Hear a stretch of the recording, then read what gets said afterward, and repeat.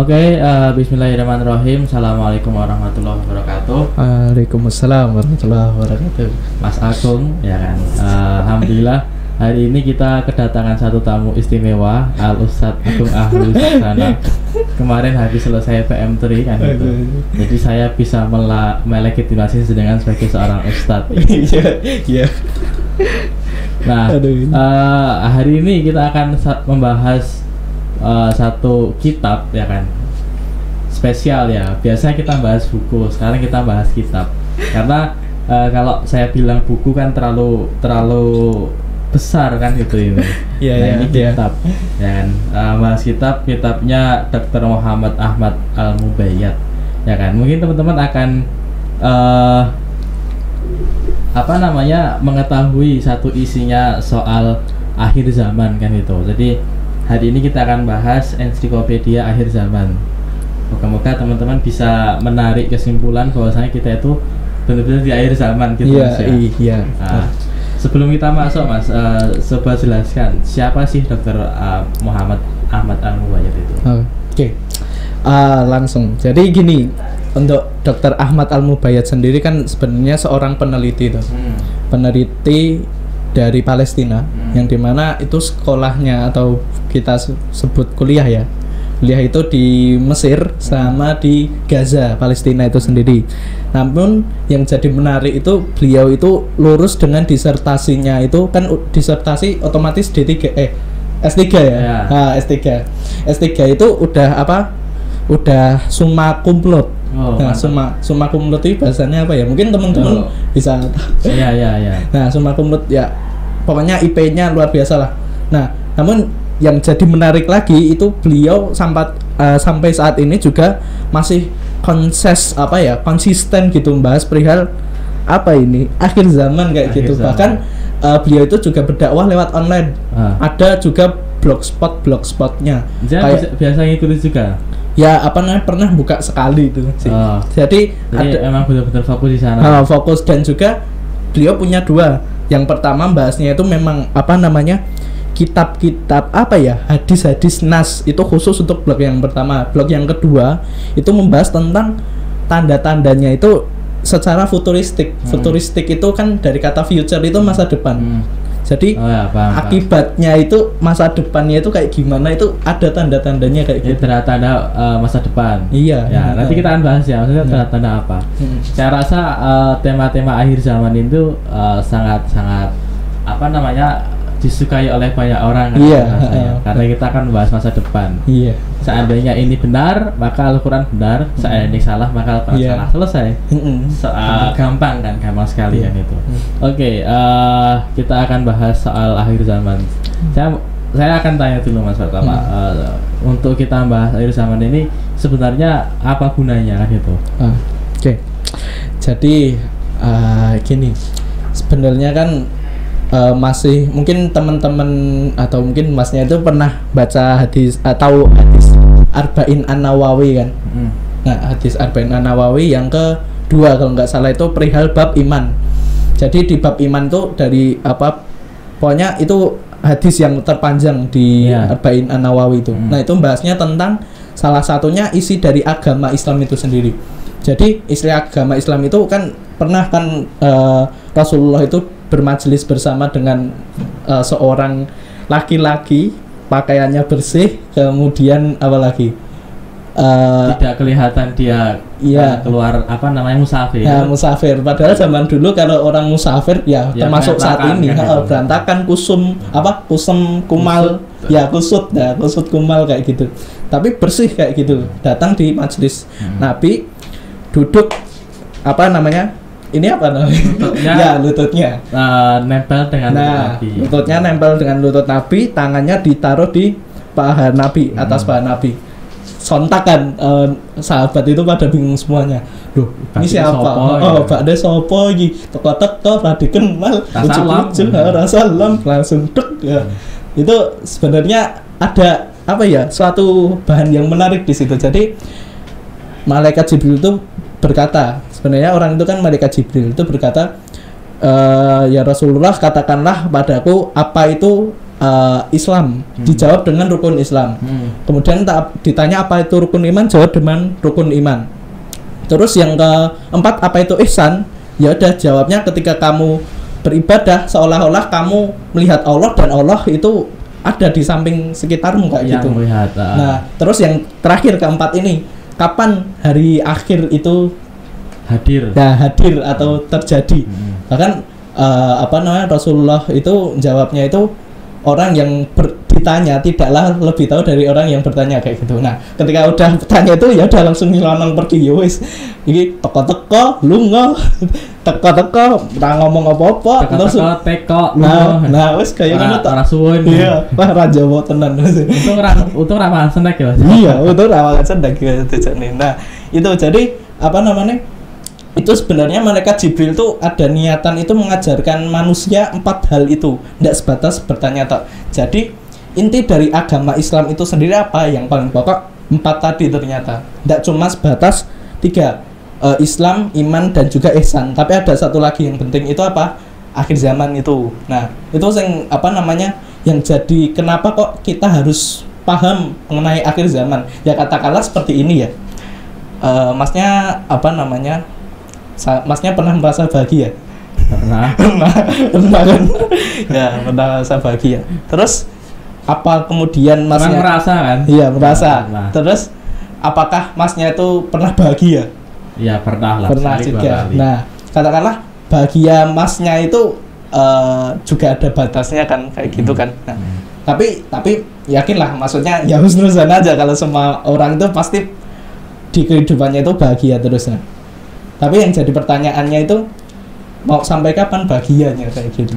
Nah, itu. Jadi di samping itu kan sebenarnya intisari dari kita belajar ini akhir zaman itu apa? Ingin memperkuat iman kita kayak gitu. Jadi banyak kemudian orang muslim ya biasanya dikatakan Buya Hamka ya. Kalau seumpama ingin melihat orang muslim ya udah lihatnya ketika sholat Id aja kan kayak gitu. Tapi kalau lihat orang mukmin atau beriman lihatlah ketika sholat subuh. Nah, gitu. Nah itu jadi kayak bahan cambukan ini loh, ada akhir zaman.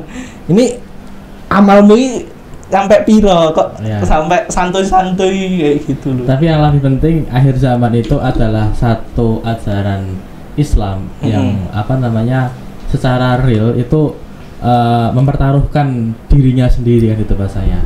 Seandainya agama Islam itu memprediksi akhir zaman luput, itu kan kita bisa mengklaim bahwa agama Islam itu tidak benar. Nah, seandainya itu benar, berarti itu benar. Bukan begitu, Mas? Iya, sebenarnya itu. Tapi tetap kan sebelum kita masuk ini kan harus kita paham basic-basicnya dulu kan. Ya. Nah, jadi pertama kan kita harus ngaku keesaan Allah. Allah kan maha benar kayak gitu. Gak mungkin ketika Allah berfirman di dalam Al-Quran malah salah kan lucu. Iya, tapi maksud saya itu seandainya kita mau membuktikan Al-Quran itu salah, itu gampang aja kita buktikan aja dalil akhir zaman kan itu. Itu kan belum terjadi hari ini. Bahkan yang sudah terjadi pun sudah banyak di Quran. Cuman karena kita malas buka ya sudah kita buka ini aja. Oke, kita masuk aja langsung Mas. Jadi di akhir zaman itu saya membaca di bukunya itu terbagi menjadi 2. Dan ini mungkin teman-teman tahu dan sudah sangat familiar kan itu bahwasanya akhir zaman itu dibagi menjadi 2. Satu ciri-cirinya satu adalah sugro ya kan, kecil dan kubro besar kan itu. Coba kita bahas satu-satu. Itu masuk di bab di dalam bukunya. Kiamat-kiamat sugro itu seperti apa? Contoh-contohnya, penjelasannya dan sebagainya. Kalau kiamat sugro sama kubro sebenarnya gampang sih. Mungkin kalau teman-teman kalau di pelajaran agama itu kan biasanya kalau kiamat sugro itu rambutnya memutih, terus apalagi ya? Ya pokoknya mulai udah keriput dan lain-lain sebagainya. Itu salah satu kiamat sugro yang dimana selalu ngintai kita kan kematian kayak gitu. Nah, sebenarnya simpel itu. Cuma yang kedua itu kiamat kubro yang besar itu juga satu itu ya udah berakhirnya alam semesta itu. Nah, cuma yang jadi perselisihan mungkin itu tanda-tandanya. Tanda-tandanya. Nah, tanda-tandanya itu. Jadi kalau semua tanda-tandanya kiamat sugro itu ya tadi salah satunya kematian gitu. Terus banyak juga kiamat sugro itu apa ya, semacam kayak mungkin terjadinya paceklik 3 tahun, kemudian saat ini mungkin coba diurutkan aja Mas biar kita lebih paham kan. Oke. Nah ini aku buka nggak apa-apa ya. Silahkan. Maksudnya takutnya kalau apa salah kan gitu. Ya daripada salah ini buka kan gitu. Ada bukunya. Iya, makanya ada bukunya dipakai. Ya, nanti kalau disumbangkan ke rumah baca juga. Oke. Ya. Ya, oke. Nah ini, jadi ini kiamat yang pertama kali itu diutusnya Nabi menjadi Rasul. Oh, itu sudah masuk tanda-tanda kiamat sudah. Iya. Jadi bahkan apa namanya? Diutus Nabi Muhammad. Iya, diutusnya Nabi Muhammad. Nah, jadi kan Nabi Muhammad pun pernah kata-kata apa namanya? Hadisnya itu diriwayatkan sama Huzaifah radhiyallahu anhu. Itu apa namanya? Kalau Rasulullah itu bersabda, takunu nubuwatu fikum masyaallah antakun summa yarfa'u Allah idza syaa ayarfa'aha summa takunu khilafatan ala minhaji nubuwah fatakunu masyaallah antakun summa yarfa'u Allah idza syaa ayarfa'aha summa takunu mulkan jabariyah fatakunu masyaallah antakun summa yarfa'u Allah idza syaa ayarfa'aha summa takunu mulkan addan fatakunu masyaallah antakun summa yarfa'u Allah idza syaa ayarfa'aha summa takunu khilafatan ala minhaji nubuwah summa saka. Kemudian summa saka itu kemudian Nabi diam. Nabi diam itu. Nah, jadi menariknya ini. Jadi kan itu hadisnya ya 5 fase ya, 5 fase kenabian, fase khulafaur rasyidin, fase apa namanya? Kerajaan Islam. Kalau aku ngomong khilafah itu agak sensitif sekarang. Oke, langsung aja. Khilafah yang menggigit dengan syariat. Ya, menggigit dengan syariat. Terus yang keempat itu zaman kegelapan, kediktatoran, kezaliman. Ya, kezaliman, pokoknya segala macam buruk sini. Terus kemudian yang kelima itu zaman khilafah tegak kembali kayak gitu. Nah, jadi Nabi itu pernah ngomong jarak kemudian aku diutus sampai apa namanya kiamat itu kayak gini ya, gini. Nah, kayak gini. Jadi arti coba Mas, agak lama. Sekarang dijelaskan gini Ustaz. Gini. Nah, gini. Nah, jadi gini, apa namanya? Maksudnya mungkin memang kukunya belum dipak. Oh iya. Ya maaf, apa memang tak sengaja terakhir kan ya. Enggak. Ya. Jadi apa dua. Dan jaraknya pun hanya sebatas gini kayak gitu normal. Kalau sepapa gini ya udah kayak gini. Nah, itu kalau secara redaksi atau bacaannya itu memang berarti otomatis apa namanya? Nabi dengan kiamat ya udah nggak lama lagi kayak gitu. Namun yang jadi makna terdalamnya itu sendiri apa? Jarak diutusnya aku dengan kiamat. Nah, berarti jarak diutusnya aku. Berarti otomatis ketika apa namanya jarak diutusnya aku, berarti startnya itu mulai diutusnya Nabi Muhammad jadi Rasul. Nah, itu yang menjadi apa namanya semacam tanda pertama di ya pembuka lah di hari kiamat kayak gitu. Nah, itu. Terus ini kemudian menjadi apalagi ya adanya suatu penaklukan di Baitul Maqdis juga. Jadi mungkin pas zamannya Salahuddin Al-Ayyubi. Nah, itu juga sudah diredaksikan juga oleh Nabi kan itu Salahuddin Al-Ayyubi. Mungkin yang pertama kali juga Umar bin Khattab. Nah, dilanjutkan dengan Salahuddin Al-Ayyubi. Antara keduanya lah. Itu udah dinubuatkan sama Nabi itu salah satunya juga kayak gitu. Terus ini itu yang udah terjadi yang dulu-dulu juga. Bahkan Nabi itu juga membahas berita tentang kaum Khawarij juga. Jadi kan Nabi kan ngomong kalau Islam itu kan terpecah menjadi 52 atau 73 golongan. Nah, itu apa maksudnya itu salah satunya itu ada juga Khawarij di situ. Nah, jadi itu salah satunya sih. Ya, salah satunya. Terus ada juga yang jelas kayak munculnya nabi-nabi palsu itu. Kemudian adanya gempa-gempa bumi yang masif. Dulu pernah ketika zamannya Umar bin Khattab kalau nggak salah itu ada gempa di Madinah atau Mekah. Mekah. Ya, di Mekah itu ada gempa.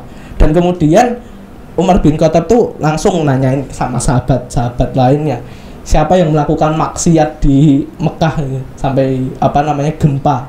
Ya walaupun enggak cuma getar-getar doang itu langsung Umar bin Khattab itu langsung ngeluarin statement kayak gini, kalau sampai terjadi lagi maka aku mundur jadi pemimpin kekhilafahan ya. Makanya itu apa maksudnya emang belum saatnya, bahkan ketika zaman Nabi pun, ketika ada zaman gempa, Nabi pun mengatakan apa, menyentuh bumi dan menyatakan belum saatnya kayak gitu. Oh gitu. Iya, belum saatnya. Karena memang ya mungkin teman-teman udah pada tahu kalau sebab saat ini kan banyak terjadi gempa-gempa kan, dan mungkin di Wonogiri ada apalagi ya, tornado.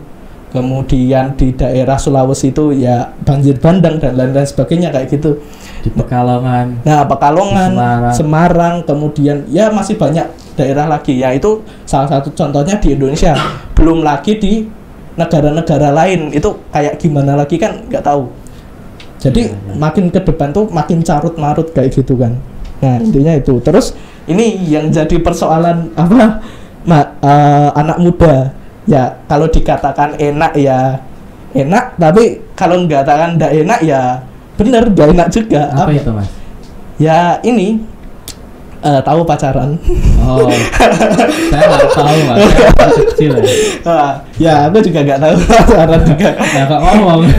Ya aku dengarnya dari temanku. Ya.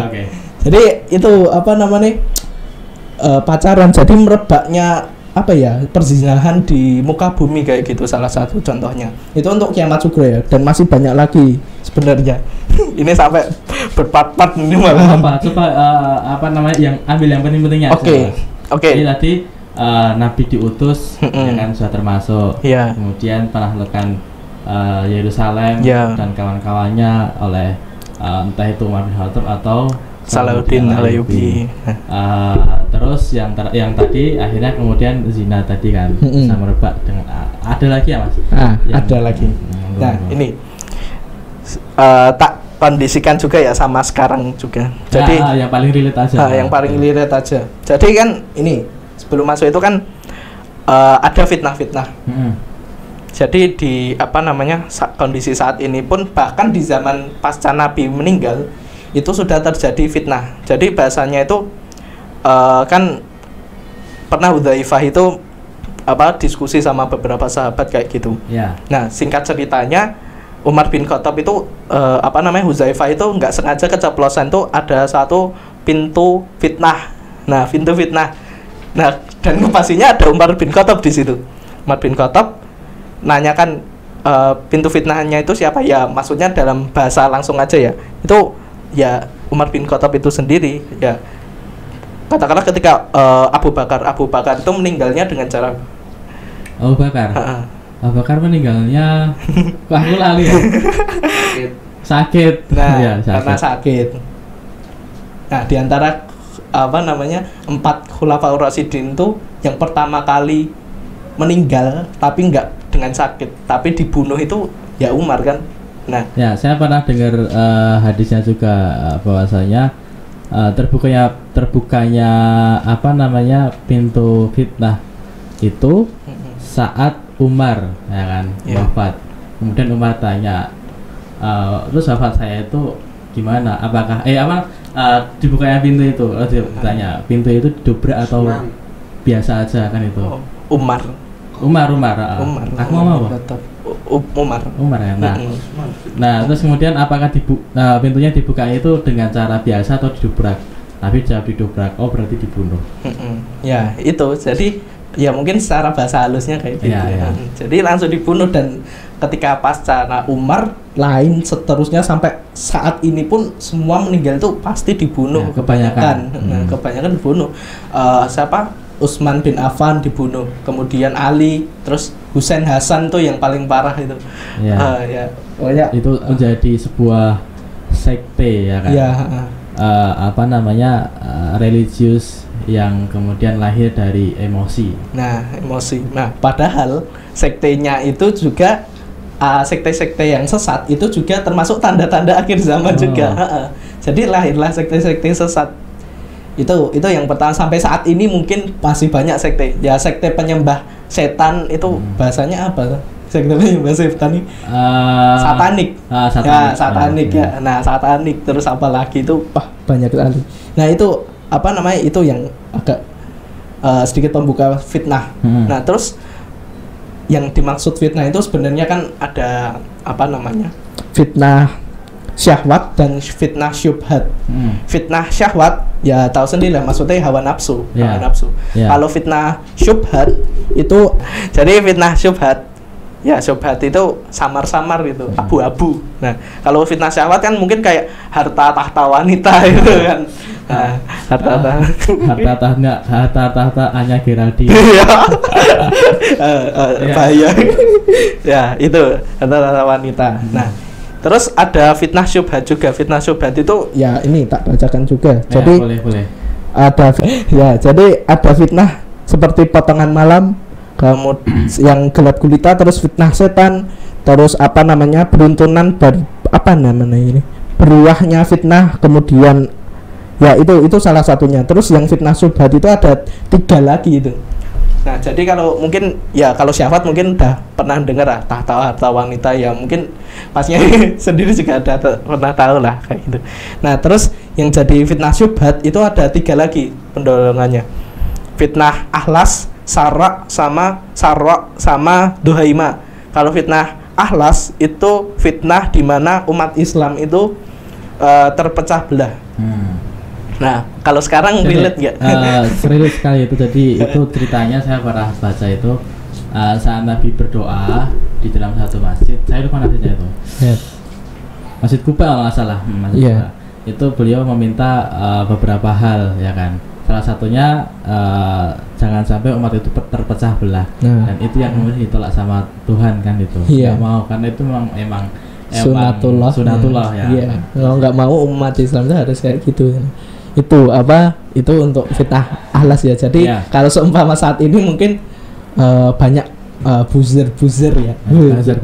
Buzzer itu melakukan perintah seseorang yang dimana emang tugasnya itu buat mecah belah. Ya, betul. Nah, pecah belah kan untuk menghancurkan pribadi juga bisa. Iya, bisa sebenarnya itu. Dan bahkan ya nggak usah jauh-jauh, temanku aja yang deket-deket pun terkena fitnah itu. Akhirnya ikut hancur ya.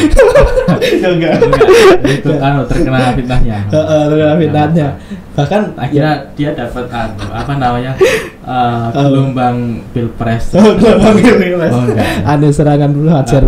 Nah, itu. Jadi itu teman saya, bahkan kalau sumpama yang dekat saya itu keluarga saya pun terkena juga. Iya. Jadi katakanlah ya mungkin salah satunya ada salah satu ustadz. Sebenarnya kalau kita klasifikasi ustadz itu ya boleh-boleh saja. Ada kemudian ustadz yang emang karakteristiknya itu tegas ya, kayak seperti Habib Rizik Syihab dan lain-lain sebagainya kayak gitu. Terus ada yang emang santuy bawaannya, kayak Ustadz Hanana Taki, Ustadz apa lagi? Syafi'i Ma'arif. Ya, Syafi'i Ma'arif. Ya, itu kayak gitu. Nah, itu salah satu contohnya. Nah, bahkan itu dibuat terpecah belah kayak gitu. Pernah dengar kasusnya salah satu artis yang dimana mengomongkan merek sepatu. Belum tahu? Nggak tahu. Nah, ngomongkan merek sepatu itu mohon maaf itu ada terkena itu Adidas. Nah, Adidas. Nah, dibuat plesetan. Plesetannya apa? Jadi Adi Somad. Nah, itu nggak tahu. Nah, itu apa namanya? Itu plesetan tuh Ustadz tuh juga agak tersinggung juga sebenarnya. Nah, tersinggung juga, dan akhirnya ya mungkin itu salah satu contohnya ya keluargaku. Jadi ada terpecah belah ya antara emang jangan ikut Ustadz ini, padahal keilmuannya itu masya Allah banget kayak gitu. Ya memang sebenarnya hanya karena satu kesalahan. Iya, sebenarnya kan itu kayak bahasanya itu ngajarkan adab kayak gitu. Oke lah kita bercanda, tapi nggak boleh melewati batas kan kayak gitu. Nah, oke. Lalu Mas yang kedua Mas, ini panjangan. Yes, itu ahlas. Terus yang sarak. Yang kedua Sarak itu kesenangan. Kesenangan berarti maksudnya fitnah yang tadi syahwat tadi tuh. Nah, itu masuk itu. Terus berarti, yang revolusi industri 4.0. Nah, 5.0. Iya. Terus perkembangan AI itu kan diinginkan manusia itu bahagia. Iya. Filsuf-filsuf zaman dulu sampai hari ini itu menginginkan bagaimana teknologi berkembang. Itu ya pengennya manusia bahagia. Iya. Termasuk ya Mas ya. Iya, termasuk. Padahal kalau kalau nggak salah Ibnu Qayyim. Nah, Ibnu Qayyim itu kalau ngomong kebahagiaan itu nggak tergantung. Ya itu memang berpengaruh, tapi nggak sepenuhnya berpengaruh. Kalau berpengaruh itu dari jiwa itu sendiri. Ya itu, jadi itu yang sarok. Terus yang duhaima itu bagaikan potongan malam. Jadi fitnah itu semacam semut hitam berada di batu hitam pada malam hari. Gimana tuh maksudnya, Mas? Maksudnya nggak kelihatan. Oh, contohnya? Contohnya ini mungkin ya salah satunya Bazar juga. Ya. Bazar itu kan memplesetkan, kita itu Islam itu Islam itu harus mengayomi sesama, harus ketika agama lain itu melaksanakan ibadah, ya kita juga membantu. Ya bahkan ada salah satu video, kalau nggak salah aku lihat itu ada rebananan di dalam itu. Oh, itu termasuk aja. Padahal itu gimana harusnya, Mas? Padahal kan hukumnya kan lakum dinukum waliyadin kan. Agamamu, agamaku. Ya udah, kalau seumpama mereka melaksanakan agama atau ibadahnya mereka, oke, silakan sendiri-sendiri. Maksudnya dalam hal akidah sama ibadah itu ya sendiri-sendiri. Tapi kalau dalam hal muamalah atau hubungan ya sesama kita itu oke, kita bercampur baur kayak gitu. Nah, tapi kalau sekarang ya karena memang carut-marut dan tidak ada seolah-olah zaman ini itu hak itu dipelintir menjadi yang batil itu dipelintir menjadi yang hak kayak gitu. Ya. Pengen sesuatu yang diulang-ulang itu dia akan jadi benar. Entah itu sesuatunya apa ya, yang penting benar sih. Iya. Yang penting diulang-ulang sih benar. Nah, ya salah satu contohnya juga LGBT kan. Oh, gimana itu, Mas, maksudnya? Jadinya LGBT kan dulunya itu kan nggak ditolak mentah-mentah bahkan di seluruh dunia. Tapi karena memang saatnya itu semacam kayak human right atau hak asasi manusia. Ya udah, atas landasan hak asasi manusia itu mereka membenarkan LGBT, dan bahkan sampai saat ini tuh banyak banget ya, katakanlah kalau seumpama mereka itu hidup di zamannya Nabi Lut itu langsung Allah timpakan azab kan. Iya. Nah itu, tapi beruntungnya kan kita umat Nabi Muhammad itu ketika kita berbuat dosa itu dikasih kesempatan Allah bertobat. Coba kalau nabi-nabi lain berdosa langsung berat ya. Nah itu yang sarok ya, salah satunya ya. Duhaima juga. Jadi salah satunya itu. Terus yang kedua itu juga masih banyak, itu ada terjadinya munculnya Dajjal. Itu termasuk fitnah duhaima itu. Duhaima. Jadi kan kalau kita ibaratkan kita membuat sebuah kurva grafik ya. Tadi 5 zaman kita berada dalam masa emasnya puncak ya. Puncak. Kemudian pada zaman, kalau nggak salah itu di zaman Turki Utsmani. Nah, Turki Utsmani itu kita puncak banget itu. Tapi ketika tanggal 3 Maret 1924 tuh kita kayak luncur gitu. Nah, nanti posisi Pol itu ya muncul carut-marut dan bahkan Dajjal itu sendiri. Itu yang paling carut-marut. Iya, paling carut-marut itu. Dan itu termasuk kiamat sugro. Iya, itu termasuknya tanda-tanda mendekati kiamat kubro, tapi maksudnya kiamat sugro yang besar. Oh. Ya padahal kiamat itu ada dua, sugro sama kubro. Sugro itu ada dua lagi. Sugro yang emang bener-bener sugro kecil-kecil gitu. Ada yang sugro emang agak besar-besar. Ya salah satunya Dajjal itu sendiri. Kalau ini Mas, saya juga pernah baca itu.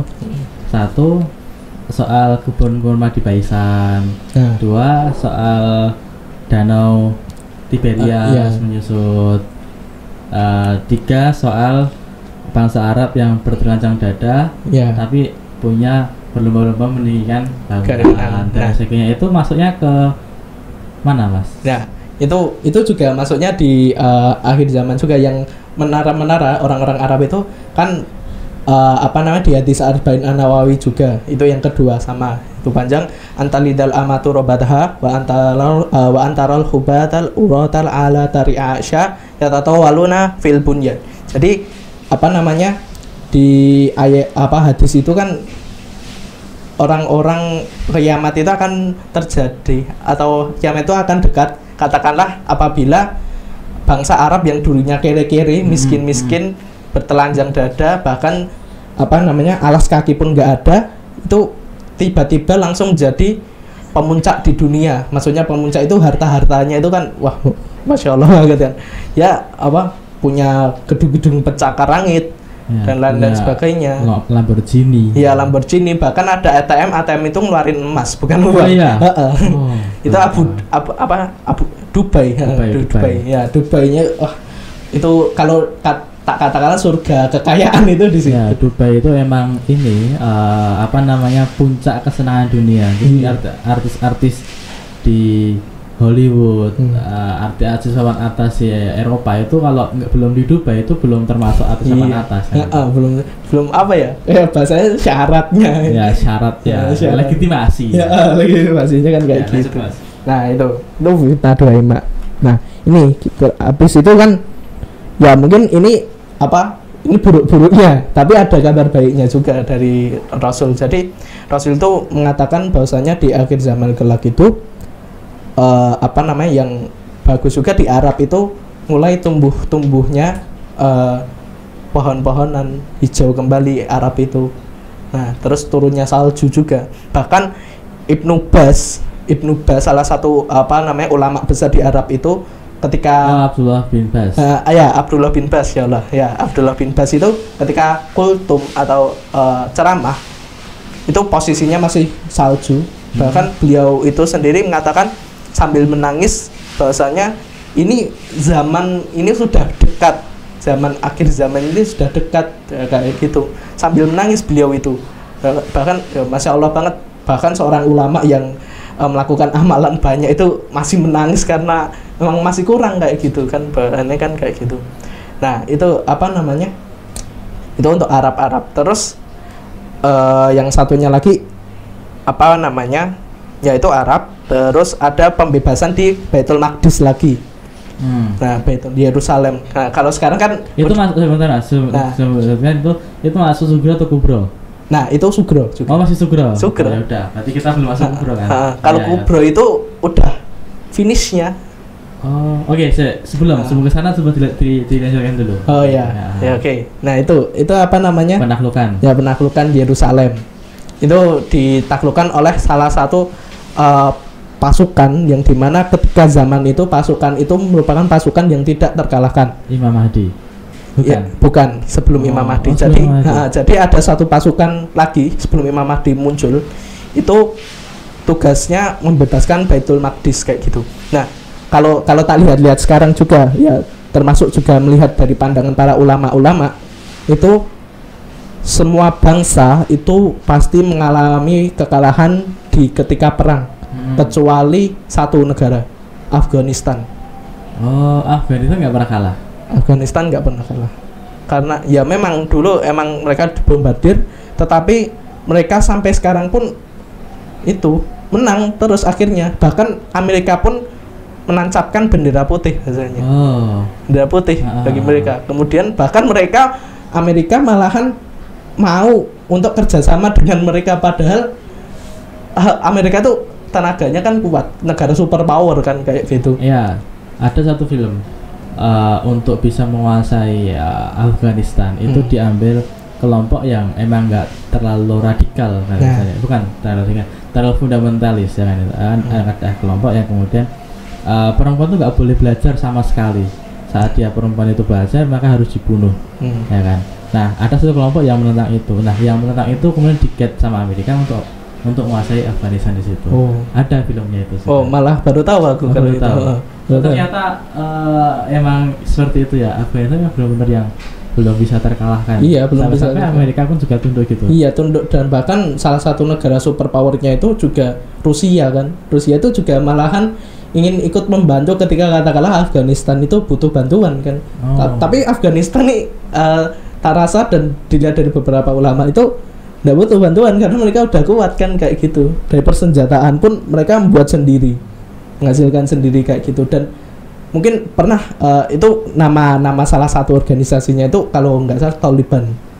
Nah, Taliban ya mungkin emang agak samar-samar dan mungkin agak gatal-gatal mungkin kalau orang-orang dengar. Ya, tapi sebenarnya dia itu betul atau enggak kan itu. Betul apa enggak. Nah, teroris atau enggak kan bahasanya gitu. Oke. Lanjut ke bahasan fitnah. Apa namanya kok fitnah? Tanda-tanda kubro. Ya, nah, ini sebagai penutup, bukan sebagai penutup, awalan penutup kan itu. Ya. Coba Mas jelaskan dulu apa yang kemudian ada di kubro. Nah, jadi itu kiamat sugro yang paling kecil-kecil. Terus ini yang menjadi mungkin ingatan dan mungkin menjadi acuan itu ulama itu kan, jumhur ulama itu kan mengelompokkan tanda-tanda hampir mendekati kiamat kubro itu ada banyak. Nah, tapi Nabi itu menjelaskan itu ada 10 tanda. Dan jumhur ulama itu setujunya ini. Jadi yang pertama itu apa namanya? Turunnya adukhon. Dukhon itu kabut tebal, asap hitam, lagi panas. Tuh, terus yang kedua itu Dukhon dari mana? Dari meteor. Ya, jadi dari meteor sebenarnya. Ya, mungkin kemarin itu agak sempat viral juga kemarin pertengahan Ramadan gitu. Oh iya. Nah, itu kan pada deg-degan semuanya. Akhirnya direvisi ya. Nah, direvisi dan alhamdulillahnya itulah yang maksudnya apa namanya? Saling mencintai satu sama lain tuh ulama ketika ada yang salah kemudian ada salah satu ulama itu meluruskan. Nah, kan kayak gitu. Itu Dukhon. Terus yang kedua itu ada Dajjal, keluarnya Dajjal. Terus yang ketiga itu adanya turunnya Nabi Isa. Ya, turunnya Nabi Isa kalau misalnya. Nah, itu. Terus yang keempat itu keluarnya Ya'juj wa Ma'juj. Nah, mereka tuh golongan orang yang apa ya? Mukanya kayak ya mohon maaf ya, hancur lah maksudnya. Hancur ya hampir sama kayak orang Cina gitu. Oh iya. Iya, ya. Kayak ya sipit terus apa ya? Pesek-pesek kayak gitu. Nah, itu puncaknya. Terus yang selanjutnya yang kelima itu terbitnya matahari dari barat. Ya. Bukannya sebelum itu ini dulu saya dulu selama 5 tahun atau berapa tahun saya lupa. Iya. Dipimpin sama Al-Mahdi. Baru nanti kemudian angin berembus. Ya, angin berembusnya itu terakhir malahan. Baru nanti kemudian ya udah. Apa tadi? Clear apa? Matahari terbit dari barat itu. Nah, matahari terbit dari barat udah clear berarti ini rasionalisasinya kayak gini. Jadi kan kita udah mengalahkan Ya'juj wa Ma'juj. Kita aman, tenang. Coba dari ini ya, dari Dukhon aja. Oh, dari Dukhon. Oke. Biar lebih seru. Nah, Dukhon itu jadi jadi Dukhon kalau menurut para peneliti NASA itu bumi itu masuk ke dalam arus meteor yang dimana yakinlah nggak mungkin nggak kena meteor, pasti kena. Dan itu terjadi pada Februari tahun 2000 berapa ya, 10 sama 13 15 gitu meteor masuk ke bumi. Jatuhnya di mana, Mas? Di Rusia, ada Rusia, Argentina. Nah, itu ya contoh duanya itu. Nah, itu apa namanya? Meteor jatuh dan untungnya itu tidak terlalu besar. Jadi katakanlah ketika hampir mendekati bumi itu udah hilang, udah terkikis gitu. Terkikis. Nah, kecuali di Rusia ya bang itu langsung dung. Itu juga masih besar itu bentuknya. Ya, besar dan itu bentuknya nggak besar juga. Jadi bahasanya apa ya? Diameternya nggak terlalu besar dan nggak terlalu kecil gitu. Nah, itu Dukhon. Jadi katakanlah ada suatu lapisan ozon di bumi kayak gitu yang dimana tujuannya itu juga menghalau benda-benda langit masuk ke dalam bumi dengan mengikisnya. Namun yang jadi pertanyaan itu mungkin diameternya kecil. Kalau diameternya besar 1 kilo itu gimana? 1 kilo kecil, Mas. Oh, 1 kilo. Ya berapa kilo? 100 ton, 1 ton. Ya, 1 ton terus. Ya pokoknya hitungannya kayak gitulah. Itu kalau seumpama emang jatuh ke dalam bumi itu memang mengikis, tapi kikisannya itu kan dikit-dikit, nggak langsung itu. Nah, katakanlah emang meteornya itu besar, radius diameternya itu ya pokoknya besar, itu masuk dalam bumi dan akhirnya terjadi suatu dentuman dahsyat. Nah, dentuman dahsyat mungkin kalau yang kemarin itu agak viral itu ketika subuh, habis puasa subuh itu langsung zikir di rumah, tutup semua jendela, pintu dan lain sebagainya, tutup ventilasi kayak gitu. Nah, yang nyatanya emang qadarullah yang memang maha benar Allah, karena Allah lah yang tahu kapan kiamat kan kayak gitu. Nah, akhirnya apa? Akhirnya itu yang Dukhon itu terjadi karena meteor itu tersebut, dan katakanlah ketika itu langsung terjadi tanda kecil kiamat lagi. Apa itu? Tenggelamnya mulainya tenggelamnya permukaan di bumi itu. Terus yang kedua itu sebelumnya itu ada terjadi goncangan kayak gitu. Kemudian yang ketiga itu tsunami besar. Kalau di Aceh itu mungkin itu tinggi ya. Ya, itu besar juga. Besar juga. Nah, paling besar. Bahkan kalau sumpah itu meteor jatuh, bahkan itu lebih tinggi lagi biasanya kayak gitu. Oke. Efeknya dukhon apa, Mas? Efeknya dukhon. Nah, ini sedikit menyentuh amalan-amalan kita sehari-hari kayak gitu. Jadi dukhon itu kan menyerang ketika ini klasifikasinya orang-orang kafir, orang-orang munafik, sama orang-orang yang sedikit amalnya. Itu. Pernah lihat film zombie? Pernah. Nah, itu yang mana dulu? Ya, umumnya. Zombie. Ya. Nah, itu interpretasi dari orang yang kena dukhon. Nah, itu. Jadi orang-orang barat itu kan membuat film itu ada beberapa itu ngambil nyomot dari hadis-hadis Rasul. Nah, itu zombie itu perumpamaannya orang-orang dukhon. Jadi katakanlah orang yang amalannya sedikit itu ketika terkena dukhon nih, ya udah mereka melepuh, kemudian mukanya itu ya buruk kayak gitu, buruk rupa. Apalagi orang-orang munafik dan orang-orang kafir itu lebih buruk lagi. Nah, itu yang apa? Benar, dukhon itu bentuknya apa? Nah, tadi belum disebut. Oh iya, tadi translate tadi dukhon itu asap tebal, hitam, panas. Nah, itu. Jadi ketika meteor itu jatuh dalam bumi, maka dentumannya itu menghasilkan suatu gas yang dimana gasnya itu langsung mengelilingi bumi kayak gitu selama kurun waktu 40 hari. Nah, ya, lama banget. Nah, bahkan untungnya Nabi Muhammad tuh ngajarin kita itu doa agar kemudian kita bisa bertahan dalam kondisi kayak gitu. Pernah doanya apa maksudnya? Nah, la ilaha illa anta subhanaka inni kuntu minadz dzalimin. Itu doanya Nabi Yunus. Ya, saat mau keluar, saya mau keluar ini ya dari perut paus. Perut paus. Nah, perut paus kan doanya kayak gitu. Jadi dalam kurun waktu 40 hari semua itu kita hitam gelap gulita. Katakanlah kalau tangan kita letakkan di sini depan pas gini loh, itu nggak kelihatan sama sekali, saking gelapnya. Nah, saking gelapnya kan kayak gitu. Kalau mati lampu ya masih kelihatan. Enggak, Mas, aku mati lampu nyoba aja. Siapa tahu ada cahaya bulan dah. Atau mungkin karena mata kuning. Ya itu. Itu bukan berarti nggak bisa melihat ya. Ya, nggak bisa melihat. Nah itu. Lanjut. Oke. Jadi itu dukhon itu kan semacam itu. Terus ini tadi amalannya itu tadi la ilaha illa anta subhanaka inni kuntu minadz dzalimin itu. Terus itu untuk dukhon, dan kemudian dalam waktu 40 hari kan kita nggak bisa kemana-mana, kan gelap gulita. Bahkan kalau dekat ini kan saya ngomong nggak kelihatan kan kayak gitu. Ya udah, makan dan minum kita itu zikir. Makan dan minum seperti makan dan minumnya malaikat. Iya. Ya. Makan dan minumnya malaikat. Bahkan Nabi Yunus yang dikatakan makan di ikan paus, Mas pernah pernah merasakan kalau di dalam ikan paus itu belum pernah. Saya pernah merasakan di dalam kamar nggak pernah. Anak biasanya makan mie. ya itu kepepet mie goreng 2 tambah telur ya. Itu air es. Ya itu. Jadi bahasanya kayak gitu.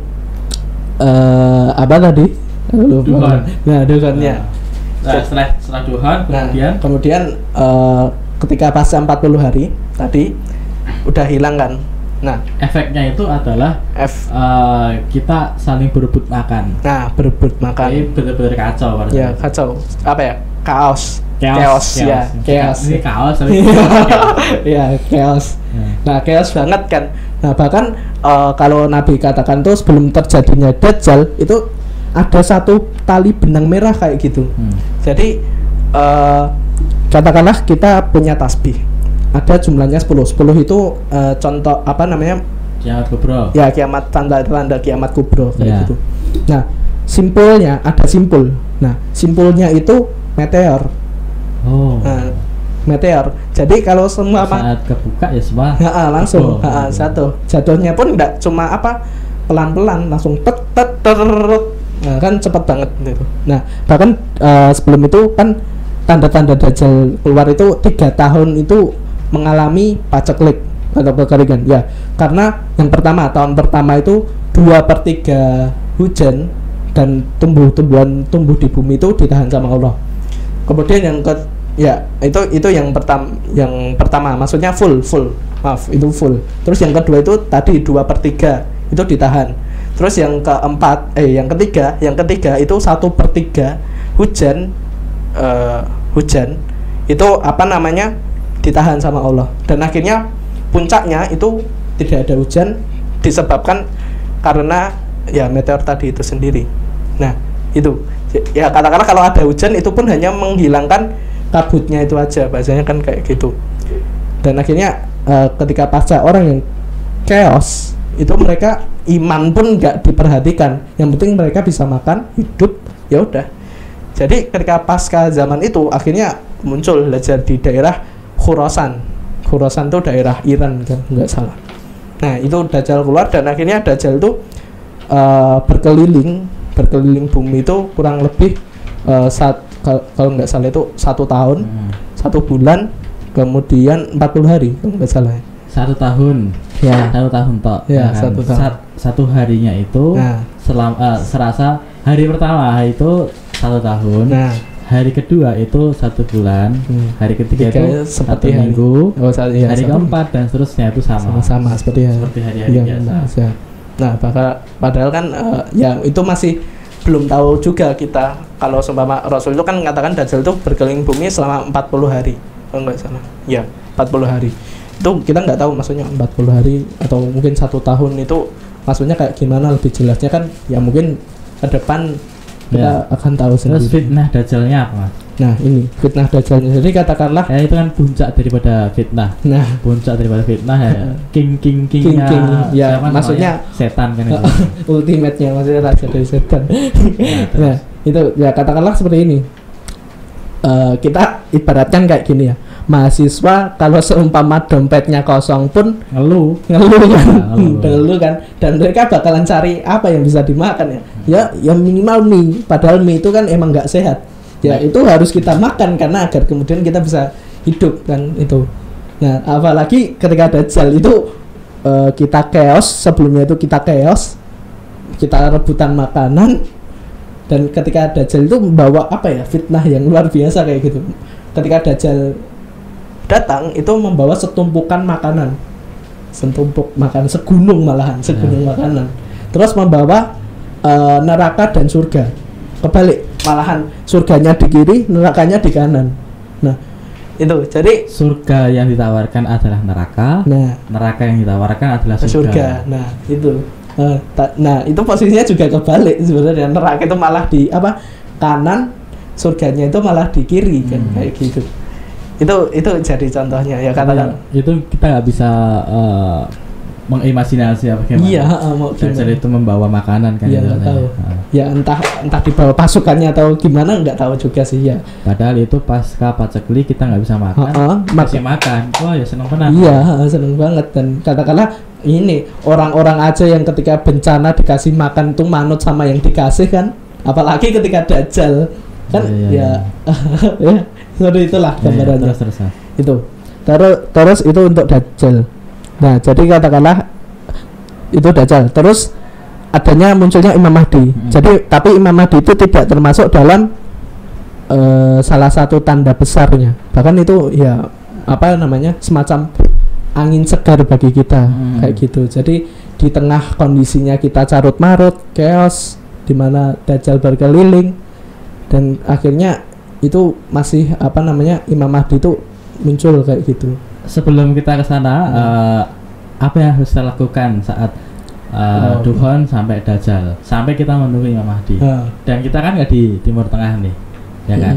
Padahal huru hara itu zaman yang paling keren itu kan di Timur Tengah. Kita di Indonesia kan itu bahasanya. Apa yang harus kita lakukan? Nah, ini. Sebelum kita ini bahas ke Imam Mahdi. Oke. Nah, sebenarnya ada persiapan. Pernah salah satunya itu aku dengar juga, maksudnya emang aku sama temanku itu salah satu ke Syekh kayak gitu. itu menjelaskan kalau seumpamanya emang apa namanya ketika di hampir mendekati Ruhon itu kita harus punya persiapan. Nah tadi yang aku ngomong katakanlah itu tadi ya, kalau orang yang kena Ruhon itu kan tadi apa namanya orang kafir, munafik sama amalnya dikit. Nah salah satu contohnya ini juga orang yang ketika mengkonsumsi makanan haram, kemudian orang yang mengkonsumsi makanan yang apa ya, yang mengandung zat-zat pengawet yang tidak baik untuk tubuh. Wah, kita semua makan itu. Iya, ya makanya sebisa mungkin kita minimalisir kayak gitu. Nggak bisa sekarang. Ya susah, ya memang susah karena emang fitnahnya kayak gitu. Ya tapi ya itu apa namanya maksudnya salah satu peringatannya kayak gitu. Nah itu apa namanya semacam itu kita harus persiapan di situ. Terus persiapan selanjutnya ketika ada Dajjal, kita harus punya suatu daerah pemukiman yang dimana ketika zaman itu masih mengalir air kayak gitu, masih mengalir. Dan beruntungnya kita di Indonesia kayak gitu, beruntungnya kita di Indonesia kita punya tempat apa namanya hutannya banyak ya, umbul ponggo ada. Iya, umbul ponggo ada. Terus apa terjun apa jumok ya, terus apa lagi ya, pokoknya banyak lagi lah itu. Nah itu sebenarnya kan itu kita harus punya persiapan di situ, tapi dengan catatan apa, orang yang bermukim di daerah situ haruslah mukmin, bukan muslim ya, mukmin. Kenapa mas harus itu? Ya katakanlah seperti ini, kok harus dikualifikasi kan itu? Ya dikualifikasi, ya mau nggak mau kan memang itu merupakan zaman yang dimana udah terlihat jelas mana yang hak sama mana yang batil. Ya kita tinggal milih aja, ada antara dua pilihan. Kalau seumpama emang bahasanya menjadi munafik, ya udah ngapain jadi setengah-setengah munafik kan, ya maksudnya dalam yang apa namanya batil kan kayak gitu. Ya udah, jadi katakanlah seperti itu. Kalau seumpama kita katakanlah ini orang-orang yang ketika zaman mukmin itu pasti akan diridhoi sama Allah kan, bahasanya kayak gitu. Segala macam sumber daya alam itu dikeluarkan untuk mereka karena mereka beribadah sama Allah dengan tulus dan lain-lain sebagainya. Nah tapi kalaupun ada semacam apa namanya suatu dosa sedikit pun, ya mungkin dosa itu pasti akan mempengaruhi impactnya, efeknya kayak gitu pasti ada kayak gitu. Jadi katakanlah yang emang dosanya itu subur dan lain-lain sebagainya, tiba-tiba ada seorang yang memang melakukan suatu maksiat langsung kan, yang dimana padahal zaman itu pun memang kondisinya itu udah kering dan lain sebagainya. Tapi ada salah satu juga Nabi itu bersabda kalau seumpama ada salah satu tempat yang dimana tempatnya itu tempat yang subur, nah di akhir-akhir kayak gitu, itu contohnya. Lalu kemudian Imam Mahdi turun dengan membawa secercah harapan, memerangi Dajjal. Itu ceritanya gimana? Kalau nggak salah itu ceritanya keren kan itu, satu-satunya peperangan yang kayak ini Avenger kan itu. Avenger ya. Gimana? Itu kalau menurutku epic terkeren pertama. Kalau yang kedua itu ya Ma'jud nanti. Nah kalau yang pertama epicnya ini. Jadi kan Ahmadi turun, diutus ketika dalam satu malam tuh dikuatkan imannya kalau seumpama dia terpilih menjadi Imam Mahdi. Dan namanya itu sama dengan nama Nabi Muhammad, keturunan ya Muhammad bin Abdullah, bapaknya juga Abdullah, garis keturunannya itu lewat jalur kalau tidak salah Hasan. Nah, berarti anakku. Ya bukan Nah, kalau seumpama ada ulama itu ngomong kalau jalurnya itu lewat Husain, itu mereka orangnya tak gentar. Jadi ya contohnya kayak Habib Rizik dan lain sebagainya, itu mereka pasti dengan semangatnya, geloranya untuk membela dengan hak kayak gitu. Kalau Hasan kalem. Ya kalem. Persis lah. Ya kalem. Tapi ketika katakanlah satu waktu ada tokoh yang keluar dari jalur Hasan, itu langsung jadi tokoh yang berpengaruh sekali. Hasan ini kan kayak gitu. Iya sampai Hasan. Ya gitu. Terus saya orang yang sukain aja lah di bawah Hasan. Iya, semoga aja kayak gitu. Amin. Nah itu jadi Imam Mahdi itu lewat Hasan, jalur Hasan kayak gitu. Nah itu ketika udah diutus, maka Imam Mahdi pun sama juga mendakwakan agama Islam kembali. Ya bahasanya kayak dimulai dari nol ya.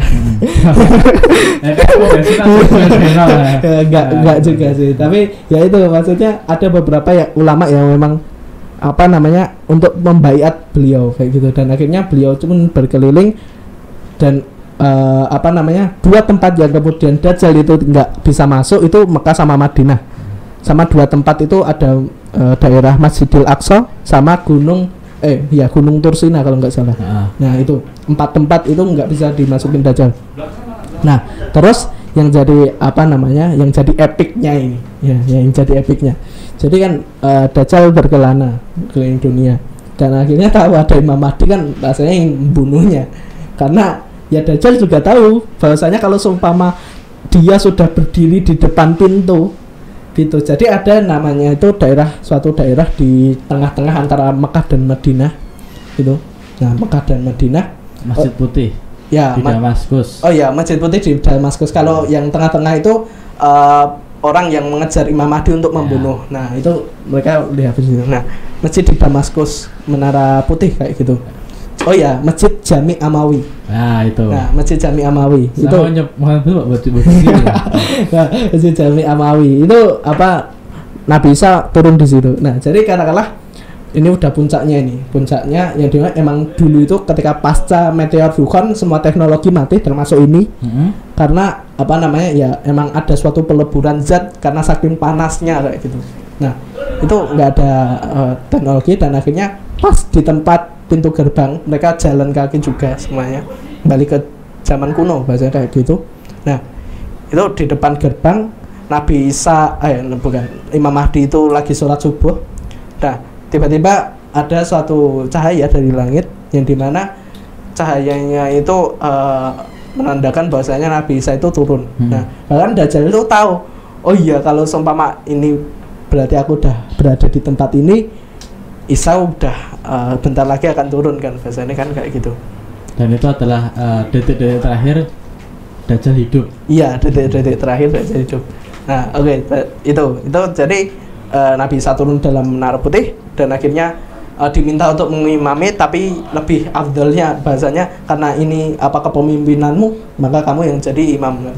Itu. Nah, ketika sudah salam, assalamualaikum, sholatnya itu Nabi Isa langsung berdiri, langsung ke balik pintu pada. Nah ini dua tokoh epik di akhir zaman itu ya. Nah, di situ jadi pembatasnya pintu. Nah ketika dibuka Dajjal langsung teriak kayak gitu ya. Sampai-sampai Nabi itu berkata kalau seumpama Dajjal masih di situ maka dia akan meleleh seperti apa lilin kayak gitu. Langsung sejerit-jeritnya Dajjal kan.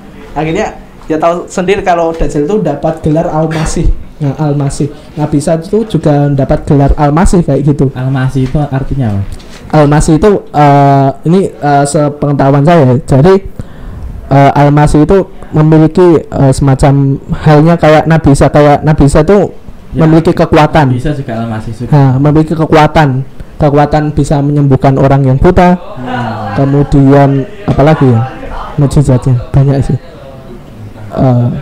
Apalagi ya itu pokoknya menyembuhkan orang buta, kolera dan lain sebagainya kayak gitu. Nah akhirnya Nabi Dajjal pun juga sama seperti Nabi Isa. Jadi mukjizat yang ada pada Nabi Isa itu juga bisa dilakukan oleh Dajjal. Nah Nabi Isa kan bisa langsung berpindah tempat cepat juga kayak gitu. Nah Dajjal pun juga sama. Naruto Shinjutsu. Iya, kalau bahasa sekarangnya itu teleportasi. Teleportasi. Iya, teleportasi kan. Teleportasi. Dajjal teleportasi ke arah timur. Nabi Isa udah berada di arah timur sebelum Dajjal datang. Ke arah barat udah ada Nabi Isa duluan juga. Akhirnya sampai ke dalam titik di suatu tempat ya. Itu aku lupa namanya itu apa ya, pokoknya di daerah Palestina ya. Di daerah Palestina itu Dajjal dibunuh langsung dengan tombaknya dengan Nabi Isa, langsung dibunuh oleh Nabi Isa. Ya, oleh Nabi Isa. Nah jadi Dajjal langsung dibunuh. Nah akhirnya meninggal dan akhirnya tersisa pasukan hingga mereka mati dan lain-lain sebagainya kayak gitu. Nah itu akhirnya hadis itu terrealisasi bahwasanya besok di akhir zaman akan ada masanya di mana apa namanya batu pohon itu mengatakan di belakang saya ada Yahudi, bunuhlah. Iya. Karena pengikut Dajjal kebanyakan orang-orang Yahudi kan gitu. Betul. Nah, itu. Jadi orang-orang Yahudi mati dibunuh kan. Oke. Ketika kecuali pohon Horkot kayak gitu. Dan itu juga akhirnya ketika pas itu juga sistem pemerintahan Islam mulai terbentuk kembali. Dan akhirnya emang berarti emang sekarang bukan saatnya. Iya, bukan saatnya khilafah ya. Orang-orang yang mengatakan khilafah harus hari ini tuh pengen dang kiamat. Ya, bahasanya enggak itu sih, karena mereka memang mengeluhkan, tapi juga mereka juga melakukan dengan cara yang memang belum saatnya juga kayak gitu. Oke. Terus apa? Nah itu terus itu orang yang di balik batu dan akhirnya emang diislamkan oleh Imam Mahdi. Kalau semua nggak Islam ya udah dibunuh. Tapi pun orang Yahudi kalau semua masuk Islam pun nggak sepenuhnya menerima Islam kan. Jelas. Nah, sebenarnya Islam dan bahkan itu untuk apa namanya kalau nggak salah Dajjal ya.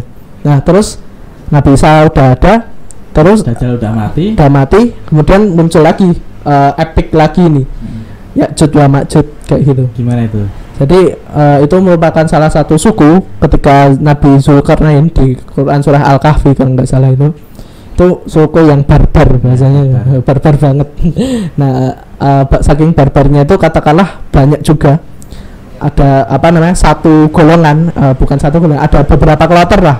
Kloter pertama ketika udah masanya keluar, kloter pertama turun kan, danau Tiberias tuh masih ada air, diminum sama mereka. Baru kloter 1 itu udah selesai, kloter 2 turun, lihat danau udah kering, danaunya udah asap, diminum sama kloter pertama. Sama kloter pertama itu bahasanya kan kayak gitu.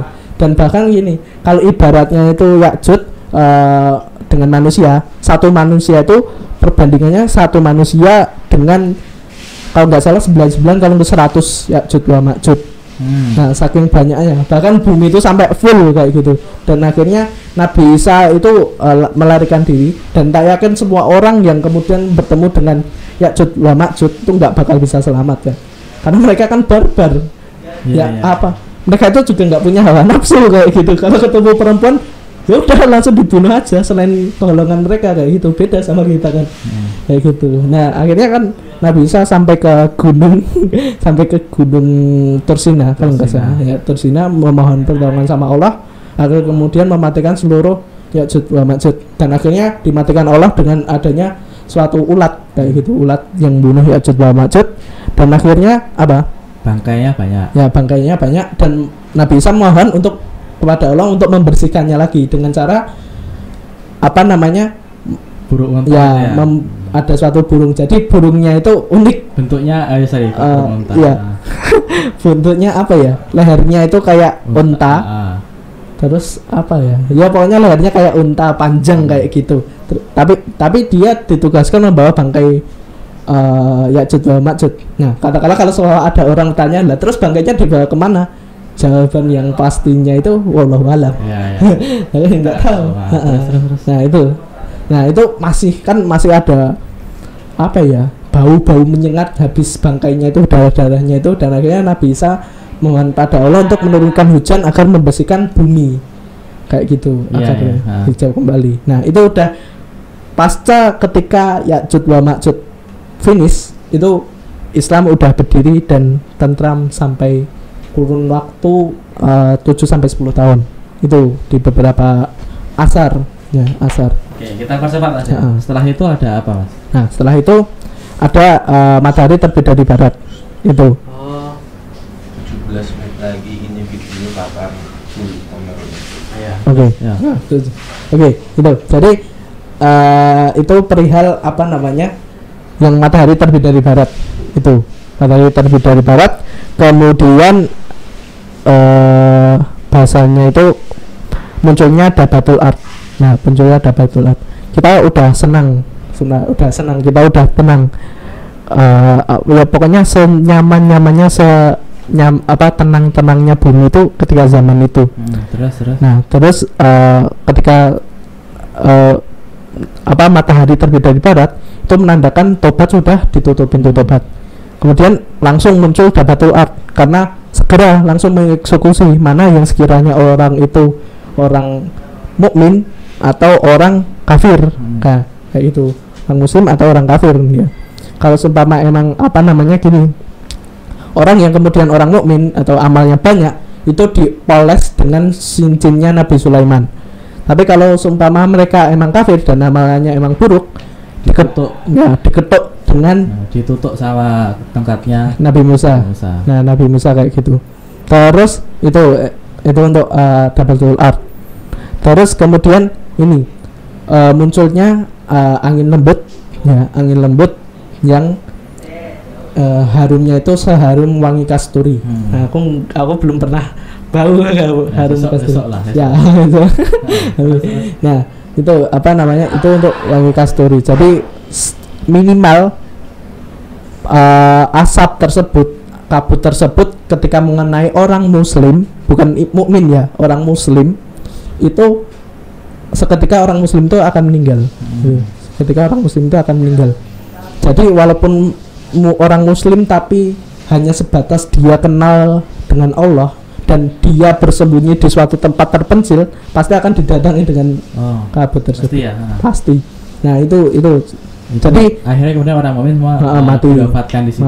Diwafatkan di situ. Ya wafat. Jadi tersisa tinggal orang kafir dan orang-orang yang seburuk-buruk orang pada zaman ya, seburuk-buruk orang di bumi itu. Berarti ya, emang insya Allah kita yang muslim ya, yang kemudian beriman kepada Allah itu nggak akan melihat ganasnya kiamat. Ya, semoga saja kayak gitu. Nah, jadi orang yang melihat kiamat tuh ya seburuk-buruk orang di bumi kayak gitu. Nah, pasca kemudian kabut itu sudah selesai, maka bumi bagian barat dan bumi bagian timur itu tenggelam.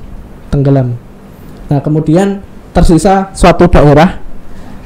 Nah, zaman besok itu namanya bukan Arab Saudi tapi kembali lagi menjadi Jazirah Arab. Nah, Jazirah Arab, dan akhirnya munculnya suatu api dari Yaman. Nah, apinya gede, besar, dan akhirnya orang-orang kafir itu masuk ke dalam wilayah Palestina. Ya, Palestina, Yaman. Yaman itu keluarnya api, banyak dia ke Palestina mereka. Ya, ke Palestina, dan itu udah full ya sampai Palestina. Nah, ada salah satu hadis Nabi yang relate banget. Jadi kiamat akan terjadi apabila orang-orang kafir itu berada di suatu negara Palestina. Nah, kayak gitu. Nah, Palestina kan berarti otomatis ketika orang-orang kafir seburuk-buruk orang sudah berada di Palestina, ya udah saatnya kan kayak gitu. Oke. Itu. Akhirnya kemudian kiamat terjadi. Ya, kiamat terjadi. Alam semesta selesai. Alam semesta selesai. Siap. Terakhir Mas, untuk closing statement, bagaimana kita mensikapi tanda-tanda itu gimana? Oke. 2 menit aja atau 1 menit aja. Oke. Ya. Intinya ini.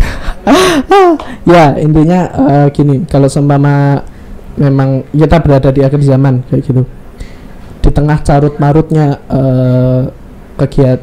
bencana-bencana itu, ya, minimal kita ikut andil dalam situ. Allah itu tidak menilai suatu amalan pahala suatu kebaikan itu dilihat dari hasilnya, itu enggak, tapi dilihat dari prosesnya. Oke. Kalau bahasanya itu di Nabi itu ngomong kalau seumpama di genggaman kalian itu ada sebiji kurma dan besoknya itu kiamat, maka tanamlah. Nah, tanamlah kayak gitu. Jadi intinya apa?